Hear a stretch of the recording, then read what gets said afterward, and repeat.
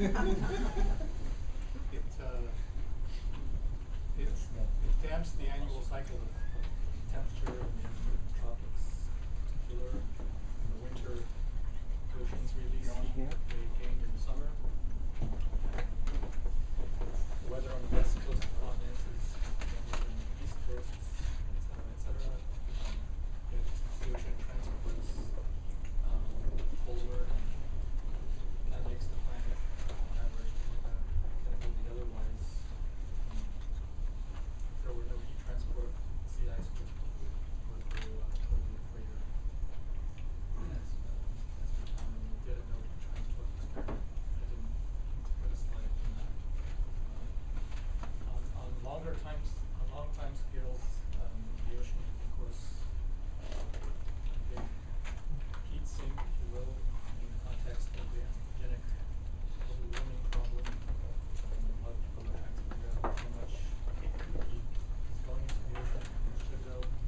Likewise for CO2, and the ocean also has a life of its own. It's not just a heat sink. It actually can generate yes. I'm embarrassed I don't know this, but what is the percentage compared to the atmosphere of heat transport forward? Depends on the latitude. The ocean heat transport peaks at a lower latitude than the atmosphere, and maybe at 15 degrees north or something like that. It actually is larger than the atmosphere's transport at those low latitudes.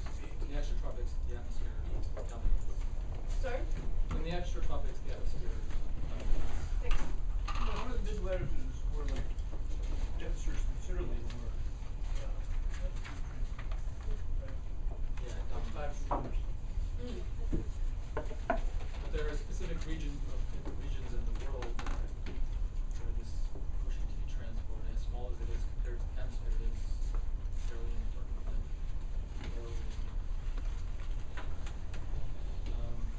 So if we want to try to model these effects, we need to understand what determines the scale of the model that we try to build. And so I will always distinguish between the things that are kind of internal to the ocean model versus forcings in the ocean model. So since this is kind of a casserole of a talk, try to make an outline just to remind everyone where we are in our progress. So this is the outline, and this is some terminology I will frequently use. Spare trip units, which is a kind of arbitrary name named for a famous oceanographer. It's more convenient than writing 10 to the 6 cubic meters per second. A coupled simulation means that you have an atmosphere model running over an ocean model and the two C1 and other states. A standalone ocean simulation is one in which we prescribe the atmospheric state, and so the atmospheric state is independent of the ocean state. Obviously, that's not always such a good thing, as it is in a couple of cases. Mesoscale. Max, Yes. state means CO2, temperature, radiation, what kinds of stuff? Anything you want in this Sure, what's the status right now? model. No, in your talk, I guess. I mean, the standalone ocean right now, what input does it need for, what boundary conditions does it need on the surface? Well, everything you need to calculate heat fluxes and freshwater fluxes. And if you want to have tracers in the ocean, you want to have information for those fluxes as well. And wind stresses. Wind stress. Precipitation? Yeah, freshwater flux. So the term mesoscale in this context means something smaller than, it's a smaller length scale than in the atmosphere.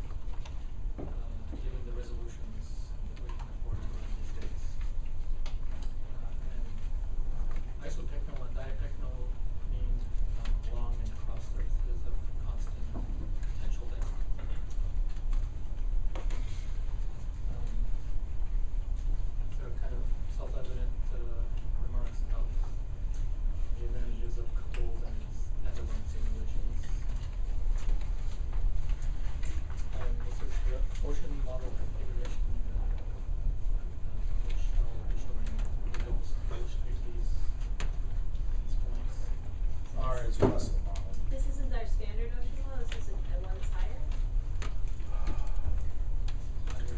It's not 1 by 1.25, it's 1 by 1? Oh, yeah, it's actually 1 by 1. Oh, okay. And so it has a pretty standard formulation of the form of mesoscale tests, but there are various parameterizations giving you like the vigor of the eddies at any given location in the ocean. The diapicnal mixings is a standard scheme. There are other options currently available.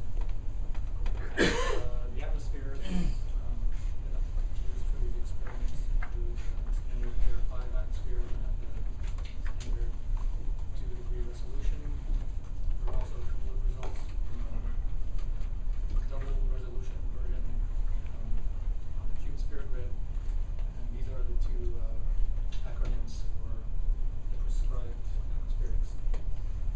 So the grids don't match up. When we're running The ocean to the there's not nice. There's nice. regrading happening, but It's too bad. I think it will always be the case that people will want to run the ocean in a finer resolution than the atmosphere. Well, if it were integral, you wouldn't run into problems. Well, for this case, it is actually just a subdivision. Oh, oh.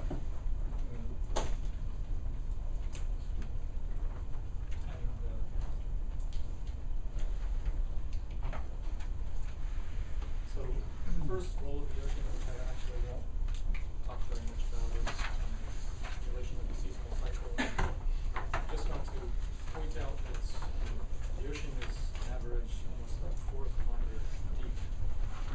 But the part of the ocean which participates in the annual cycle is only a few tens of meters deep. So, it's a so-called fixed layer where the mixing is driven by mechanical energy, the winds, and the winter high latitudes, the heat losses can destabilize.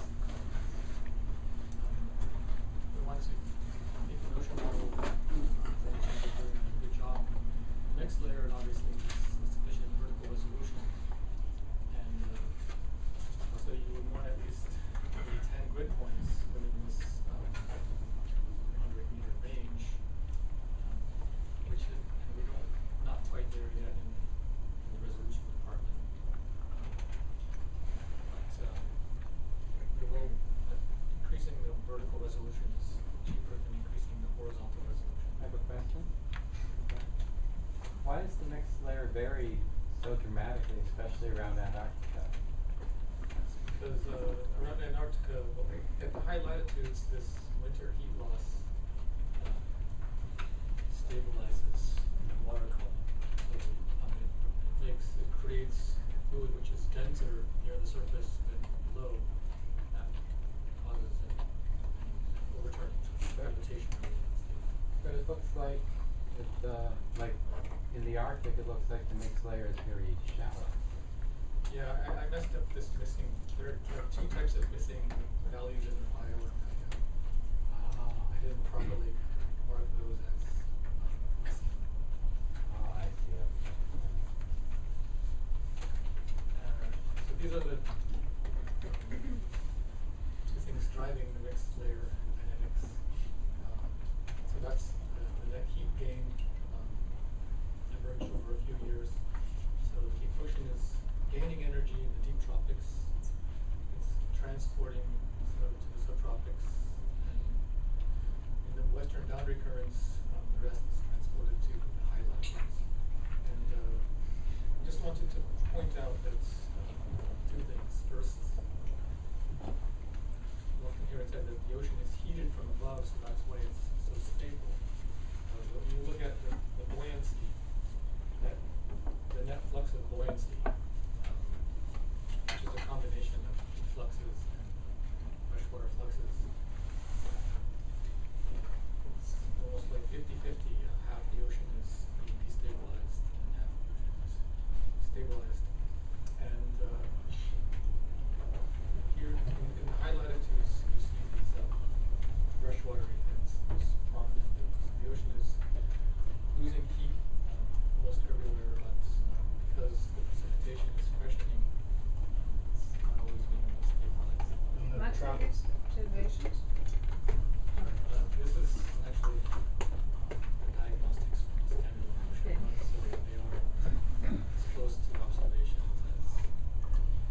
So is the equator, since it's right on the equator, does that mean that's sunlight as opposed to ITCZ? This part? Yeah. Well, this is the upwelling of the very cold water. So the net heat flux is balanced between the solar radiation and the sensible lake heat fluxes. And because this cold water upwells, it loses less heat to the atmosphere, or it actually gains. You have to look at the sensible heat fluxes. So it's just a lack of this cancellation between the solar and I didn't realize it was upwelling at the equator. What? That's why the fishing is so good there. Yeah. Didn't know? I don't know anything about the ocean. Max, but you say that in the buoyancy gain, you also have the forcing of the salt restoration, right? Yeah, but in the standalone ocean context, that's kind of like correcting the precipitation. But I mean, it does have regional signatures. It seems really interesting to me that the locations of your Maxwell surface fluxes are hardly coincident with your deepest mixed layer depths. Yeah, well, this is the annual average. So I will show the whole winter, or I show the maximum over the year. It'll give a different picture. I was just trying to illustrate that it's only the upper part of the ocean which participates in on short time scales of climate. So the next ocean rule is heat transport, and first talk about so I'm going to slightly change the subject from this is terrible. Yeah. Tell it to not go to sleep or something. Well, that's yeah. No, isn't This it happens this up every here? this happens every time. Because this is not centered on that screen, obviously. It was, but it went to So sleep. he has It happens every time. So he takes it in, zooms in, and then zoom in, and just kind of slightly moves left or right. Okay. So I'm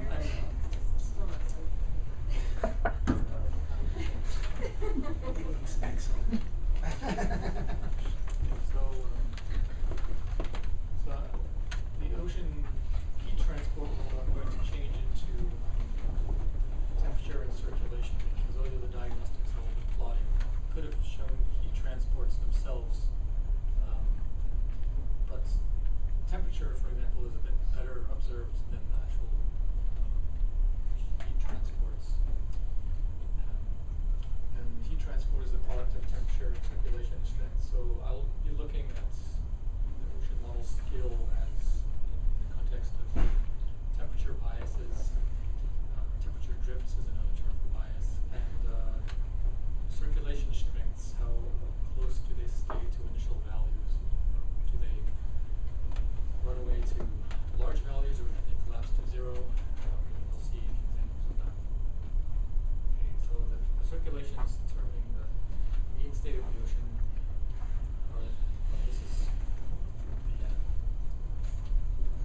the SST pattern. Although the tropics are warmer than high latitudes, I'll just point out that the western parts of the basins tend to be warmer than the eastern parts. You see the upwelling signatures. Different shades of red, unfortunately, doesn't look very well. So these are the surface currents in the ocean. Western boundary currents flow poleward. We have a very strong circumpolar currents at high latitudes in the southern hemisphere. We have the North Atlantic drift, which is the upper limb of the so-called conveyor belt. And so the second circulation that's important to consider is the so-called thermohaline circulation. Thermo means heat, haline means salt. The combination of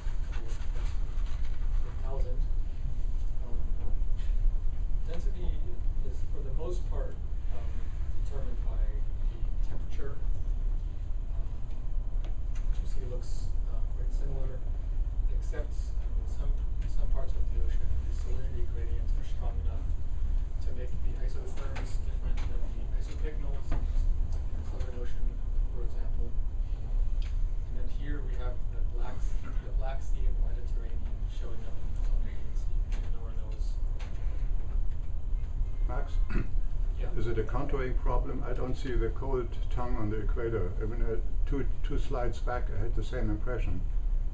Yeah, the shades of red, Yeah. unfortunately, there are two shades of red, and you know, this color scale goes 0 to 30, and you could have chosen one to highlight the cold tongue, or the, well, I guess that one is. Yeah, the mixed layer is much more diffuse in this model than what the observation shows. This is observations. Then you, and that was the other plot, the potential density plot. Observations also. But without a cold surface, I'm amazed that you get that much heat flux into the ocean at the equator. Like one of your earlier slides showed this big heat flux. This is the observed temperature, and it's just a contouring problem, as you said. Oh, You I don't see. see Okay. the cold tongue there. The shades of red are not showing up.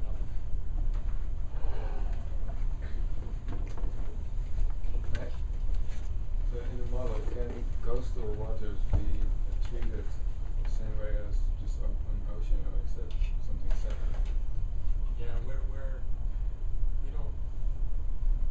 It's pretty hard to represent coastal dynamics, everything that's going on. You know, at this horizontal resolution, no one really tries too hard, I guess. But so the ocean is really a clear boundary then in the model. It's like ocean or land. Yeah.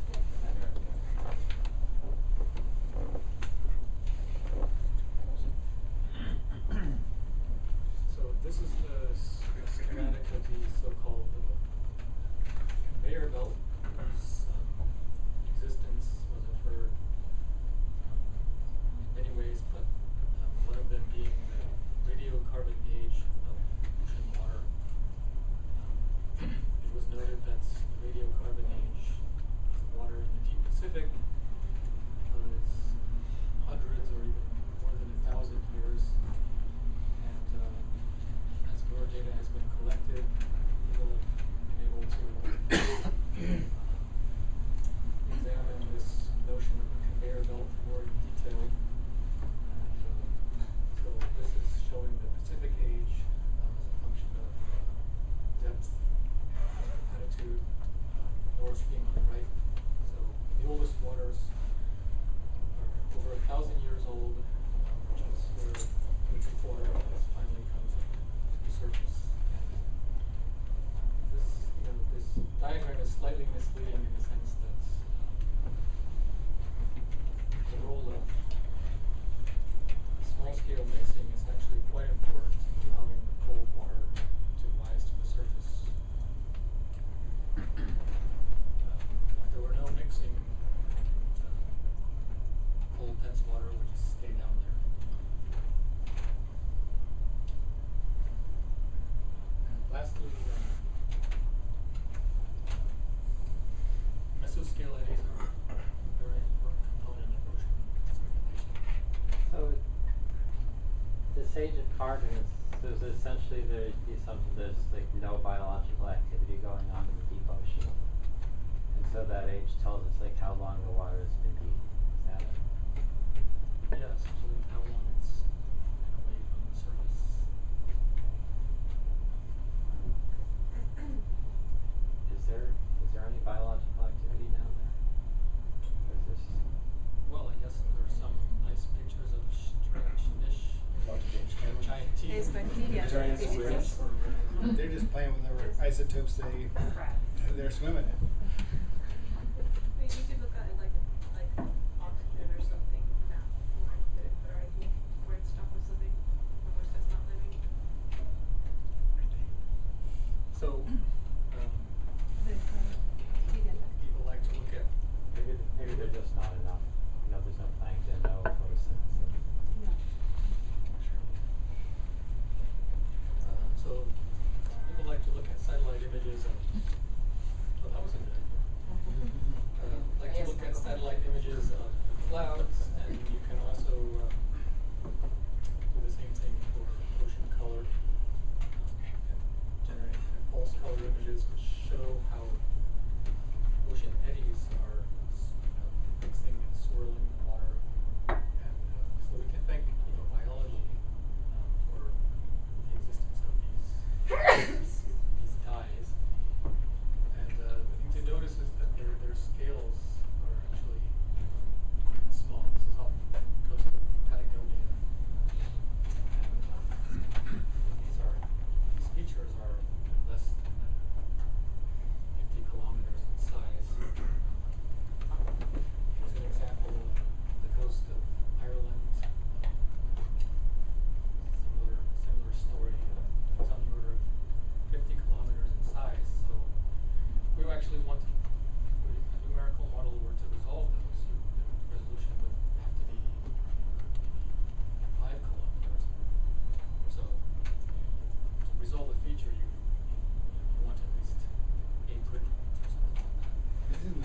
This is not true color. This is something to Also pop that out.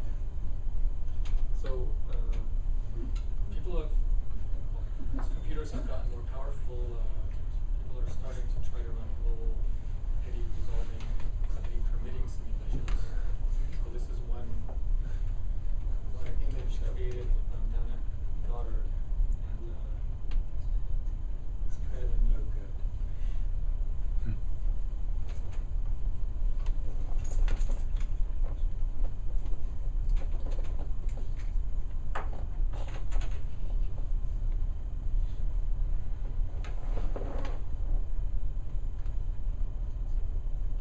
We haven't even gotten to my research yet, but just to give you a sense of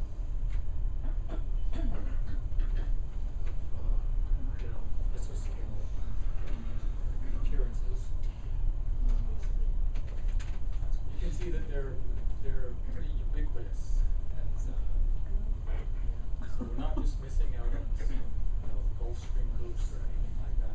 They're everywhere. They're everywhere acting. They're everywhere as kind of a manifestation of what is called baroclinic instability in the atmosphere, like horizontal gradients of density in the ocean.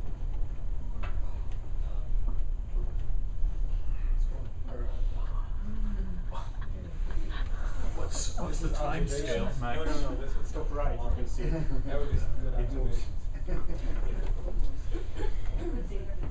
I don't know why they're showing us satellites flying around. Yeah, this has all the trimmings. It has topography and Looks like a Van Gogh. this is some group down at Goddard who like to play with Clearly they have too much money. Suggestion with the I think it's very Van Gogh. I think the same thing. It was a programming in Van Gogh. When you get to the open ocean here, that makes it feel like a lot of it is coastlines. Except for, when it's involved in the formation of the main eddies. So what's their resolution next? Strong currents. Usually at the edges of strong currents. Okay, so did you say they're? So those are their resolution. They admit it's not even fine enough to do a good job. I think the website said the eddies look too perfect. Well, what did they say? What did they use? I mean, what did they use to get this? I would have to check. It's probably it's only over 10 kilometers. Not 1. So yeah, the Southern Ocean is actually, as I will show, where these eddy effects are the most important in setting the mean state.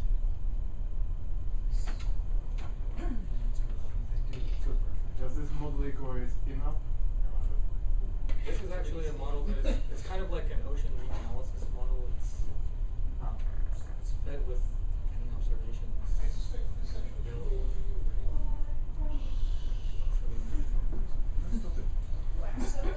Are they Well, you mostly can watch it shear? yourself. Mostly shear. Shear flows a bit behind into depth and partly,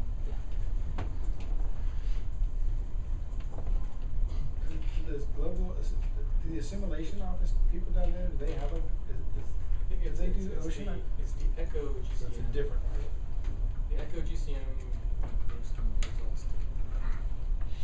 Yeah, The so echo is not that much. They also use JP. they use the GFDM ocean model down there as well. so they, nothing crazy like that. Okay, so just a quick explanation of what sets the scale of the eddies. So when you look at the dynamics of so-called geostrophic adjustment, which is a process by which motions come into geostrophic balance. Geostrophic balance is a flow regime where the Coriolis force balances the pressure gradient force exactly. When you examine that problem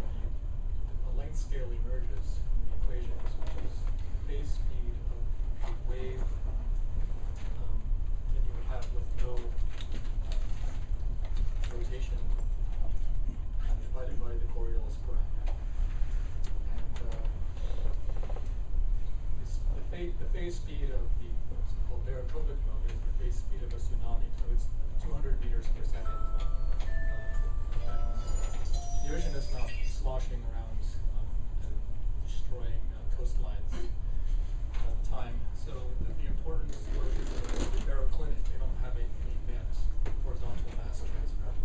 So if you calculate the speed of the first baroclinic mode, you can solve an eigenvalue problem, and the first baroclinic mode is the one which only has one change of sign of the wave structure. Those speeds are only on the order of a few meters per second, and they depend on the stratification of the ocean and the depth of the ocean. So when you calculate those and then divide by a Coriolis parameter, or use the equatorial definition of the Rossby radius in low latitudes, you get a map like this. And the length scales are indeed only a few tens of kilometers in the extratropics. In the tropics, the theory for mesoscale eddies is Vittorio tell you is not as well developed, and so we'll talk about that. It's mainly in the so just to demonstrate that you have a model with no representation of mesoscale eddies, you're not going to get eddies. I will show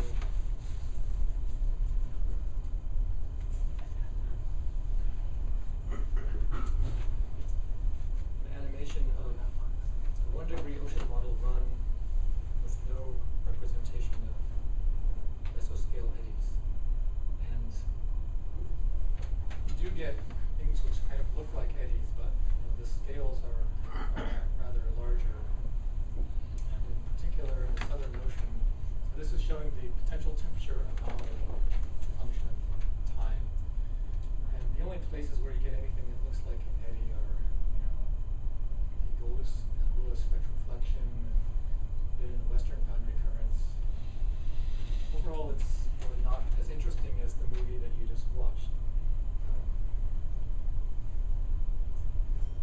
So if you actually run a couple of GCM with very weak parameterized mesoscale eddy fluxes in them,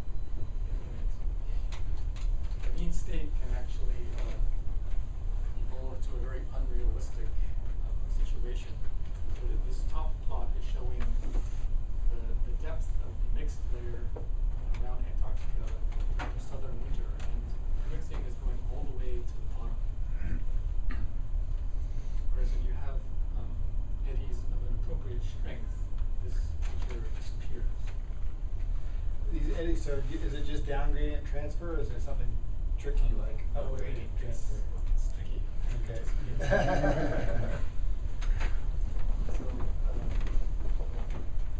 So actually, the eddies are doing two things. Maybe you remember the terminology from Vittorio's talk. They're mixing and they're stirring.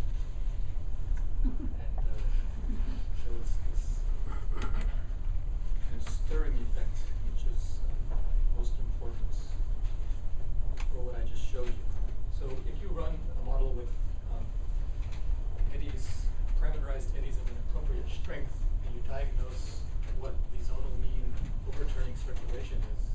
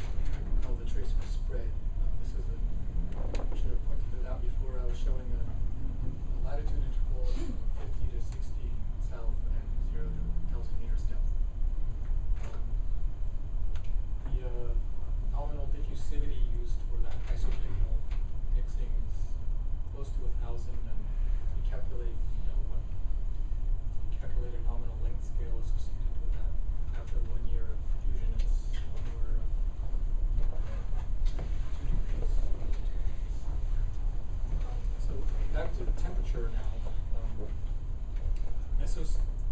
In the aggregates, mesoscale eddies act to transport heat out of the deep ocean.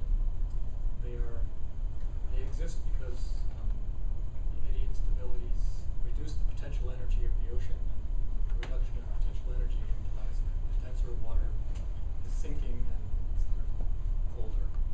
So if you do runs for a constant diffusivity, and you just increase it from 650 up to over 1,000 meters squared per second, and then plots the area average ocean temperature as a function of depth, you see that the deep ocean actually cools considerably over a time scale of only 300 years, which is a lot less than that 1,100 number that we saw in a previous plot.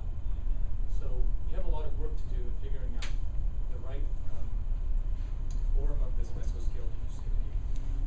Constant value is usually not appropriate. We're just doing this for pedagogical purposes.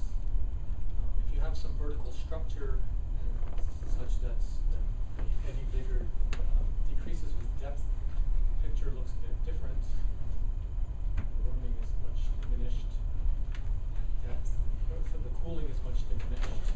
And this is the high-end Torrio et al. Formulation of the diffusivity. And in the deep ocean, it's doing something similar to this simple exponential decay. Why is it that eddies are acting to, in the net, cool the deep ocean?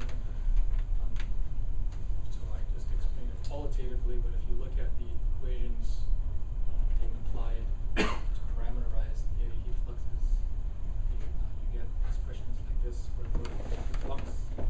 This is what you would get if density were only a function of temperature, but it illustrates the point. If the temperature stratification is everywhere positive, then this is everywhere positive. It's upward. This is the plot of the heat flux as a function of the diffusivity. This is the strongest, the weaker ones. And these heat fluxes are on the order of 1 watt per square meter at a 3,000 meters depth.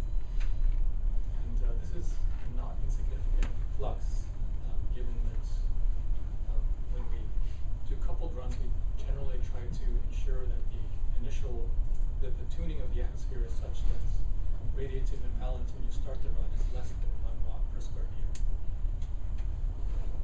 I'm confused. I thought I asked if you were doing down gradient transfer, but this looks all like down gradient transfer. No, this is up.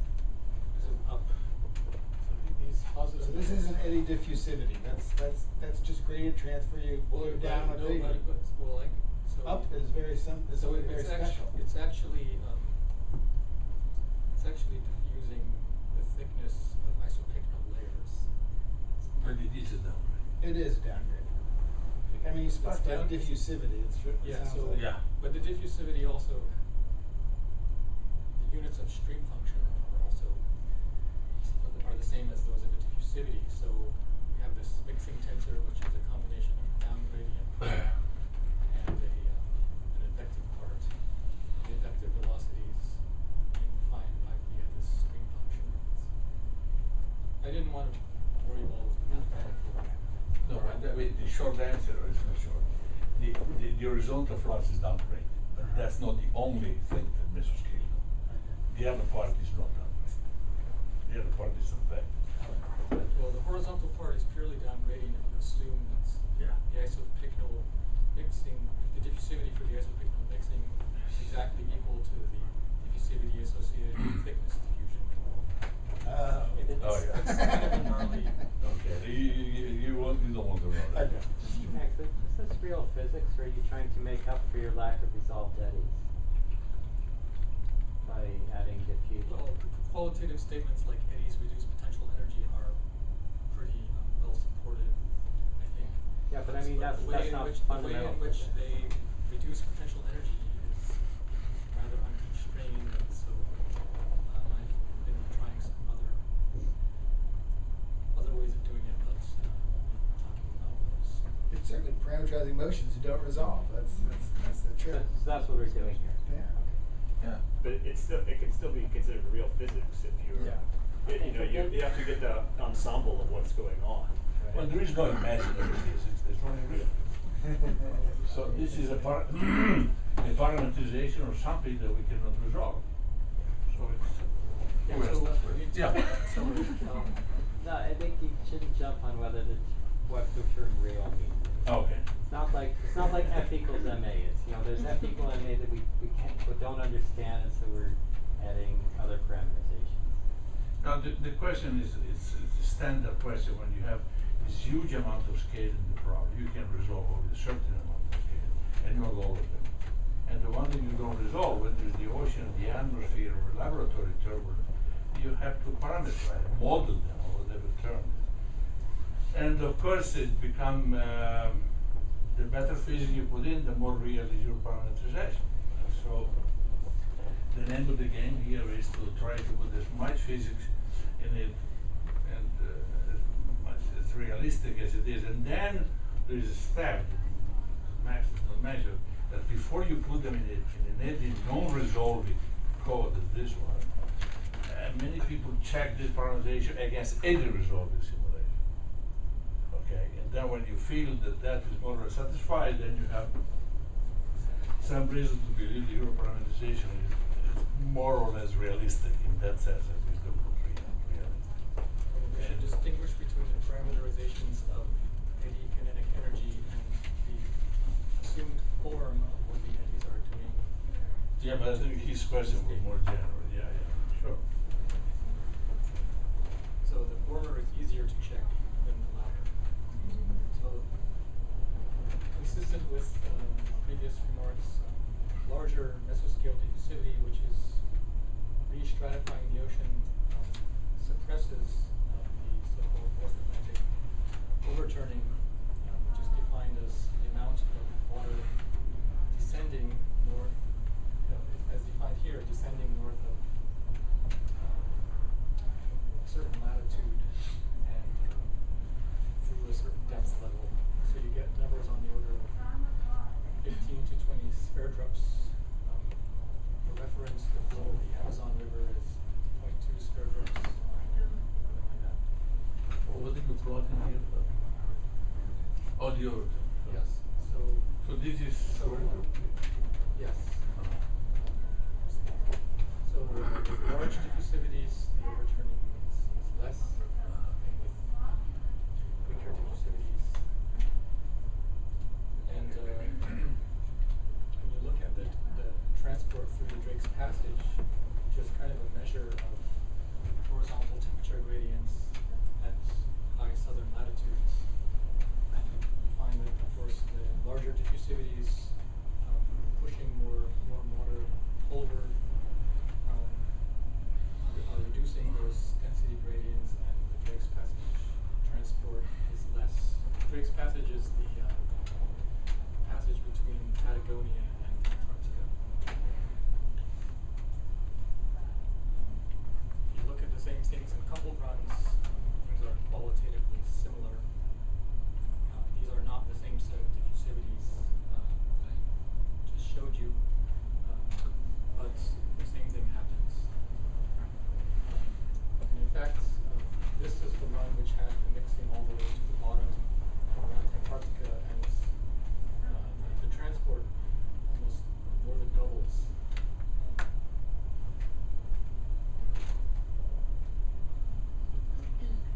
So some comments on how the boundary conditions affect the quality of ocean runs. So for a long time we were having a problem with the North Atlantic overturning. Would look fine for a few decades, but then collapse. The North Atlantic would become too fresh, and it never recovers. In climate, there are lots of negative feedbacks on temperature, but there are not so many negative feedbacks on salinity variations. There's a vast literature on how climate can have multiple equilibria, and the North Atlantic overturning So wouldn't you call them positive feedbacks? Positive feedbacks. I didn't. No, I'm saying I would call them positive feedbacks rather than negative, because even they amplify the effect. Yes. It's, they can either be positive or just not negative. That's a very emphatic statement. This is not the United Nations. Just say, call it the way his name. I'm completely confused. So That is the freshwater budget of the Arctic and North Atlantic is very, very important for the heat transport into the North Atlantic. And as Rainer said, some of the aspects of the problem one would describe as positive feedbacks. So I, in desperation, decided at one point to look at the transport through the Bering Strait. There's a relatively modest transport of one spare drift of water from the Pacific to the Arctic, which then has to go to the North Atlantic. And the width of the Bering Strait in the runs that had been initially configured was a bit too large. So we decided that we would try to narrow it, and in fact, it made quite a big difference to the North Atlantic overturning. So these squares are representing the resolution of the ocean model in this region. So it's only one or two grid points. So when you have to decide between 3 grid points versus 2 versus 1, you know that there's a lot of tuning involved, and we would just like to have finer resolution to not have to worry about that stuff. Can you describe this positive feedback and salinity? Yeah, well, so if the North Atlantic overturning weakens, then the transport of salty water from the subtropical North Atlantic will also diminish. Meanwhile, the atmosphere is perfectly happy to keep raining on the North Atlantic, raining out water that get transported from lower latitudes. And so the water can get fresher and fresher, and there's no way out. As it gets fresher, that reduces the transport? I mean, it doesn't go to zero. There's Salinity. So, in this figure, Max, this is an ocean-only run? How's no, these are a couple of runs. In the standalone runs,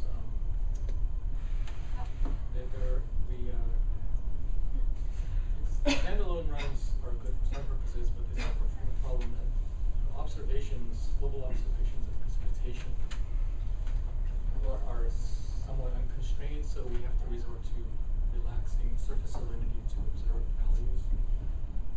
So for, even in the coupled run, the volume or the impact on North Atlantic salinity from the Bering Strait flow, isn't that the same order as the impact on salinity in all the Arctic rivers? Like, how realistic are those? It's a very good question, but it's not as easy to adjust that adjust the Bering Strait. So I may have been trying to compensate for the error in the atmospheric model, but in any case, the original width was too much. Whether I narrowed it too much falls in the matter of the realm of tuning.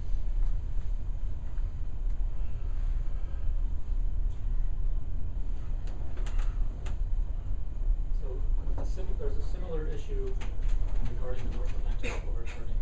When you look at the bathymetry around Iceland and Greenland, the white color is everything deeper than 600 meters.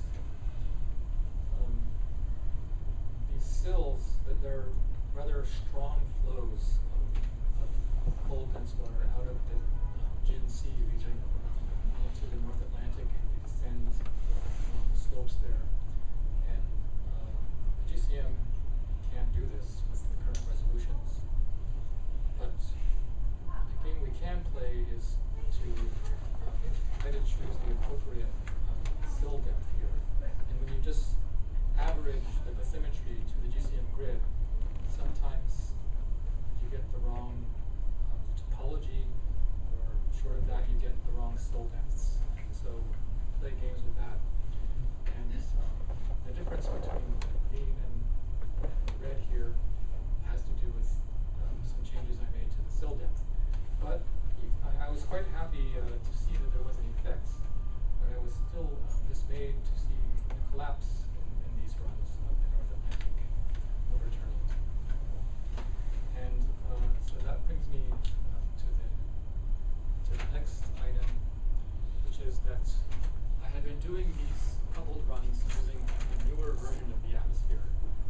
assumed was not so very different than the frozen air 5 version. The version used for runs submitted to CM5 database. But in fact, a couple of changes in the cloud scheme resulted in a large change in interbasin vapor transports in the atmosphere, and which were acting to freshen the North Atlantic, which was bad for the North Atlantic overturning. Although the cloud changes, would not have been put in if they had no positive impacts, obviously. So they actually improved the Amazon discharge quite a bit. So it may have been that the model was getting reasonable overturnings, for the wrong reasons or slightly wrong reasons before, and this is something that we'll definitely need to figure out when we start doing more runs using the latest cloud scheme. And Do you mean like cross estimates? no, Water vapor transport? Or what? the Indian, somehow the vapor transport over Africa, because the Indian got a lot saltier. Max, do you have a reason to believe that those changes are unrealistic for other reasons? I mean, like observational reasons? Because it looks like there's a lot of things affecting overturning. I'm just wondering, The cloud changes, No, not just, well, for this vapor I transport, don't for want to, instance. we don't have time to go into all those cloud changes, but we can discuss it more offline. I was just wondering about observational constraints on, each of these elements, like that flow through the isthmus, and, all this. Yeah, there's a lot of data out there that one can look at, try to guide the model development. Okay, another salinity story is the following. Running the standard Air 5 atmosphere, not the new one, after 100 years, you would find that in the Indian Ocean, the temperature at a pretty deep level would warm by several degrees. And this level is far below the influence of small-scale mixing. And the large-scale circulation was not bringing down warm water from above. So I was scratching my head trying to figure out how it is that the model would warm up so much.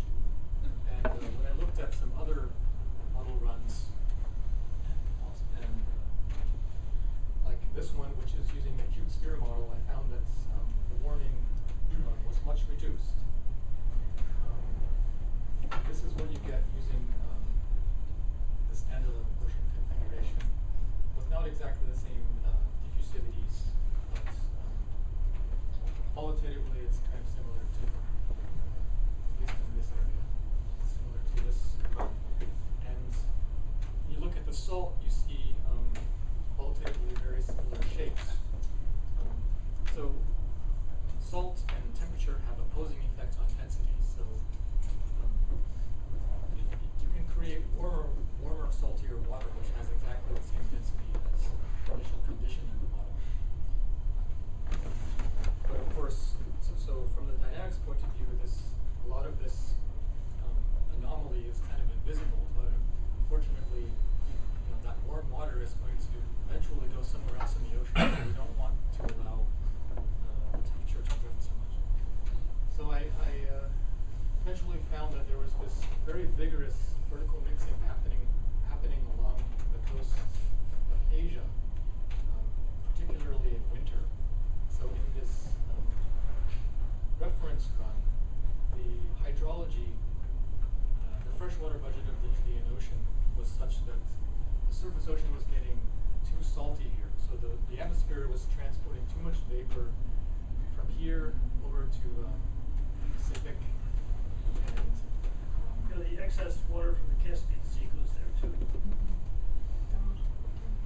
And there was also a problem in the, since you mentioned that, there was also a problem in the river routing scheme, which was withholding a lot of water in a very deep lake in Asia, which was not say that there are these interactions between temperature and salinity, which can give you surprising results. Are there funny things that go on there because there's straits that, like this, the Hormuz and the, I mean, you can get really funny things happening in the Red Sea and the Persian Gulf and. Oh yeah, I looked for a while at what was happening there. I thought that was part of the story. And it is a small part, but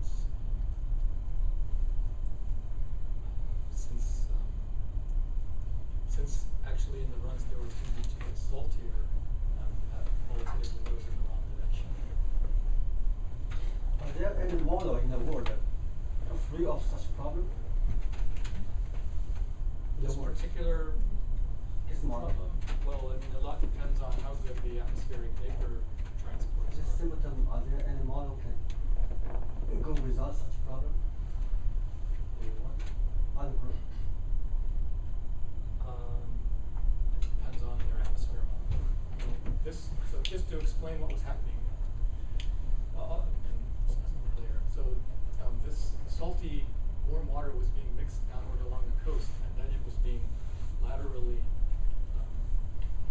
dispersed by the mesoscale eddies along a surface of fairly constant density, actually. Okay, quick remarks about the long time scale effects of the ocean. So to get this right, we need the right amount of diagonal mixing. We need it to be happening in the right places, and we need the large-scale transport pathways to be correct. To bring, for example, warmer surface water that has been warmed in response to radiative forcing, to bring that in the right manner into the deep ocean.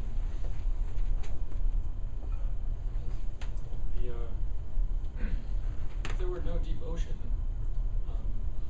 then the ocean obviously could not store much heat, and the response of global mean temperature to radiative forcing would be much faster.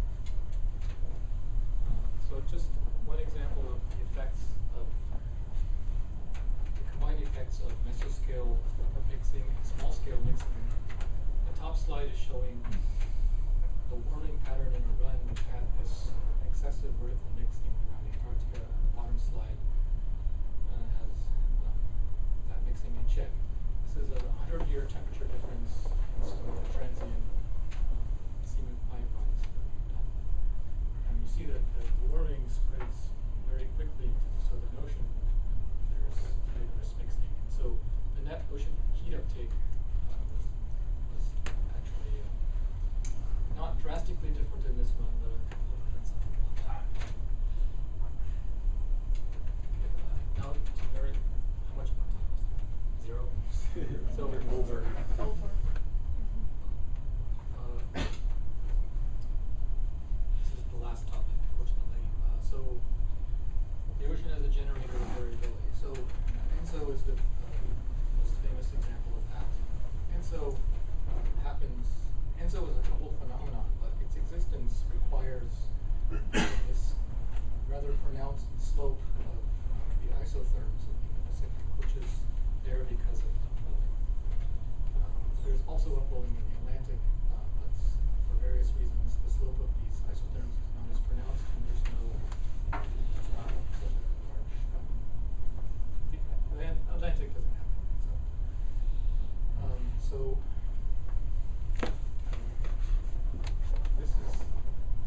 these two plots are showing the effect of switching the advection scheme. The model does not really have a large number of layers to resolve this temperature gradient here, and the curvature of the temperature profile in particular, and also the equatorial undercurrent is one of the strongest currents in the world. Speeds on the order of 50 centimeters per second in places.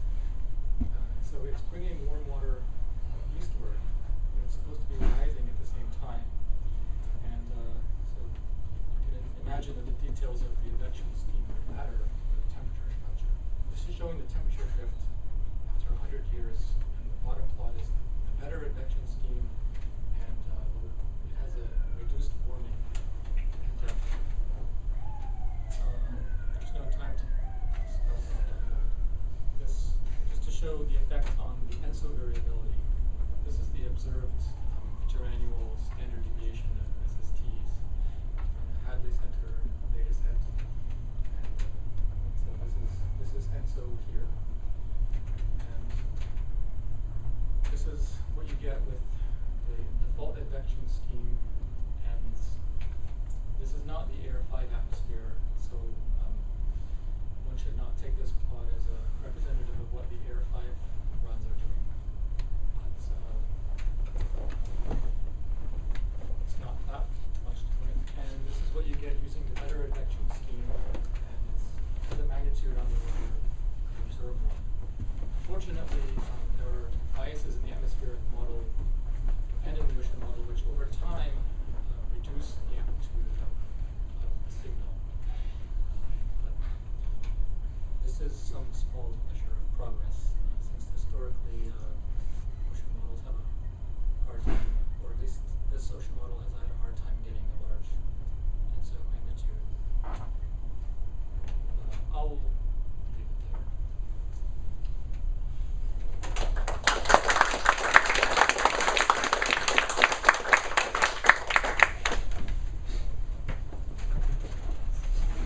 So the two advection schemes are QUS and red.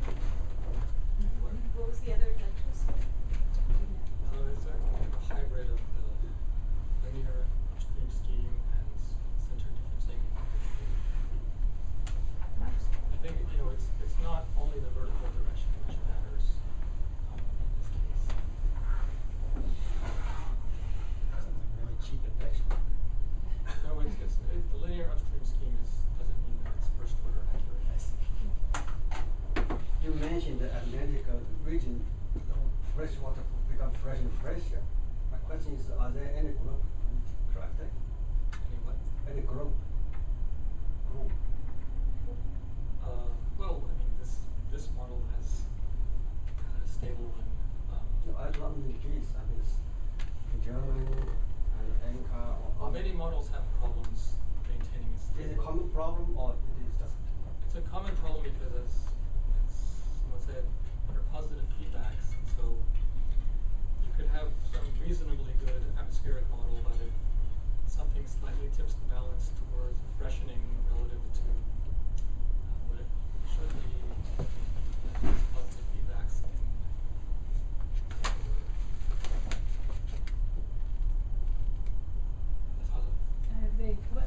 did you look at the drifts with the QUS, as you did, for example, with some of the mesoscale parameterizations? Did you look at? It's mainly the effect is largest in the tropics, as I said a few times, and in the standalone runs, the effect is not as dramatic. But it is noticeable. But the feedbacks, in this case, somehow, for reasons I don't fully understand, a lot larger ENSO amplitude with QUS. Yeah, the advection scheme has been blamed for many problems in the model over the last 3 years, some of which turned out not to be, some of that turned out not to be the case. But this more expensive advection scheme is what we will use going forward, since the default one does a reasonably good job for things like temperature and salinity, which have usually fairly smooth structure at this resolution. For arbitrary tracers, that may not be the case. So let's use QUS for all transported quantities. Think about it. What's the price? So, just for completeness sake, Nothing can be complete in an hour. well, not completely your talk. I mean, even if we solve the problem, there is still a physical process that is not resolved by anybody, and that is, well, not by anybody, almost all, and that is gravity current. And gravity currents like the one that have been revealed by typing or mixing, is gravity current, like the one in Gibraltar just falling down, and that like the one in the Denmark Strait, etc. Because a huge amount of water being over itself. So I don't think that's a question of resolution at all. It's a question that there's a big chunk of physics that's missing. What physics is missing? Is it not negative buoyancy to dragging it down? No, well, yeah, but it's not a diffusive process at all. So you cannot represent it with the standard method of dealing with the problem, more or less of some diffusion. So this is really gravity. It's sub-grid scale is the problem. It's sub-grid scale. Well, physics don't resolve it. Everything is sub-grid in the sense, but the physical, this is very different. It is this current that simply fall down and go along the bottom and change the vertical structure of the water, because they go so fast that they bring down all the salinity of the Mediterranean, for example, it's very salty all the way to the bottom in almost no time, and that happened presumably in the other places, but the ones that are more conspicuous are Gibraltar and Demonstrate, that's right, which I went to the literature very thoroughly. There's very few code that can resolve it. They have no, it's not going to resolve, sorry, take it back. They have a proper model, treatment, that's right. Let's use the word treatment. Wait, if there's a proper treatment, why don't you put it in your model? Because I don't have it. I wish I had the model for treatment. No, I wish I had the model for gravity current. Then I will put it in. But you have to build up the model first. Yeah. And that is a highly non-trivial. Because you see, this water comes down and train water into which is falling. But the two type of water are very different. One may be very salty, the other one not. And so the salty one keeps training the other one until it gets practically the same density as the other. So it's an entrainment problem, which is very different than any of these kind of things. And so we better with the Gaussian than it. There's a lot of lab data because they can really simulate it very nicely. But how to parameterize the modeling in OGCM, I think we're still very far away from it. And that's I think it's a considerable drawback into this, especially in those regions that you were mentioning. Why is it so hard to Well, gravity, buoyancy, density? Yeah, sure, it's always gravity and buoyancy.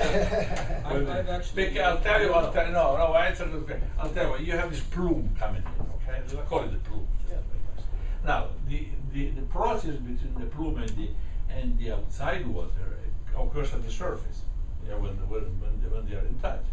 And that is the reverse of what happened with the volcano, for example. They spew out tons of